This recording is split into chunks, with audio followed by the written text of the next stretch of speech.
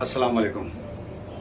बताते बहुत दुख होता है कि महाराष्ट्र की ये तिगाड़ी सरकार के अंदर खास तौर पर मुसलमान आमदार मंत्री 100% फेलियर है।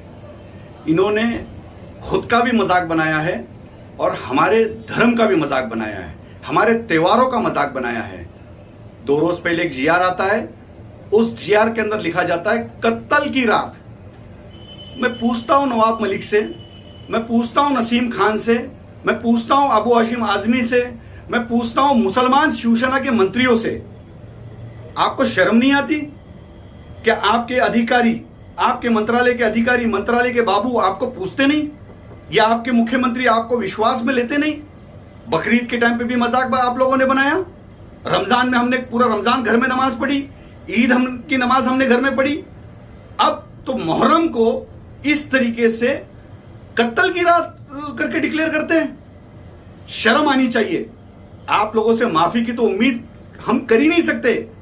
मैं मेरे महाराष्ट्र के उलमाओं से पूछना चाहता हूं, क्यों चुप है आप? क्या बात है? कांग्रेस की सरकार है इसलिए? राष्ट्रवादी की सरकार है इसलिए? कि आप लोगों ने इस सरकार को मदद किया इसलिए? कब तक चुप रहेंगे? कब तक जुल्म सहते रहेंगे?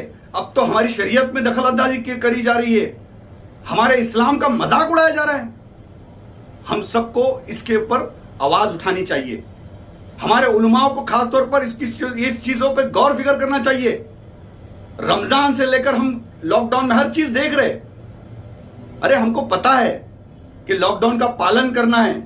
मुसलमान धर्म को अच्छी तरीके से मुसलमानों को पता है कि हमारी ईद की नमाज हमने घर में पढ़ी। बकरी ईद के अंदर हमने आसानी आराम के साथ घर में बकरा काटने का हर सारी चीजें की। ईद की नमाजें हमने छोड़ दी, ईदगाह में जाना हमने 3 सालों से छोड़ दिया। अब तो इस तरीके से हमारे मुहर्रम को, जो शहादत का दिन है, उस दिन के ऊपर आप कत्ल की रात कहते हैं? शर्म आनी चाहिए। मंत्रालय के अंदर दारू की बोतलें मिलती है क्या? मुसलमान मंत्री के दारू पी के भांग पिए हुए क्या? दारू के नशे में है क्या मुसलमान मंत्री? आमदार दारू के नशे में है क्या? और कितना बोलने लगाए गए आप लोग। यही अगर बीजेपी की सरकार में होता तो सारे मुसलमान रास्ते पे उतरते थे। यही बीजेपी की सरकार में अगर होता तो सारे उलमा रास्ते पे उतरते थे। अब क्यों सारे उलमा और सारे मुसलमान चुप है? मैं पूछता हूं सारे मुसलमान भाइयों से और इन मुसलमान ढोंगी मंत्रियों से, नवाब मलिक से मैं कहना चाहूंगा, क्या आप अल्पसंख्यक मंत्री हो? क्या आपका डिपार्टमेंट आपको पूछता नहीं है? आपका डिपार्टमेंट आपको से बातचीत नहीं करता है? और ऐसे सारे सब फतवे निकालने के पहले आपको बताता नहीं है? क्या आपको विश्वास में लेते नहीं है? क्या आप ढोंग कर रहे हो या ढोंग का नाटक कर रहे हो? अगर ढोंग का नाटक कर रहे हो तो महाराष्ट्र का जनता, महाराष्ट्र के मुसलमान, आपको इसका ढोंग का जवाब दिया जाएगा। आपका मतदार संघ के अंदर आपको पूछा जाएगा।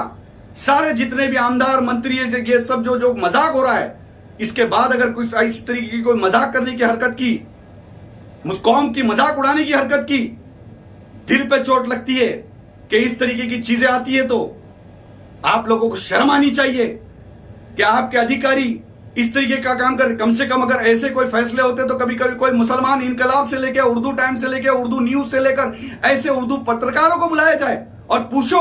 अगर आपको सवाल का जवाब नहीं मिल रहा, अगर कोई वर्ड आपको नहीं मिल रहा है, आप किस तरीके से कह सकते हैं कत्ल की रात? आप सबको माफी मांगना पड़ेगा, कौम, पूरी कौम से, और इसका जवाब देना पड़ेगा।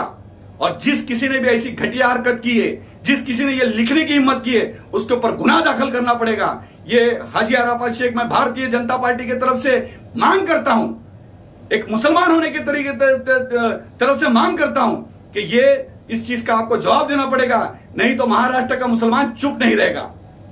जय हिंद, जय महाराष्ट्र, खुदा हाफिज।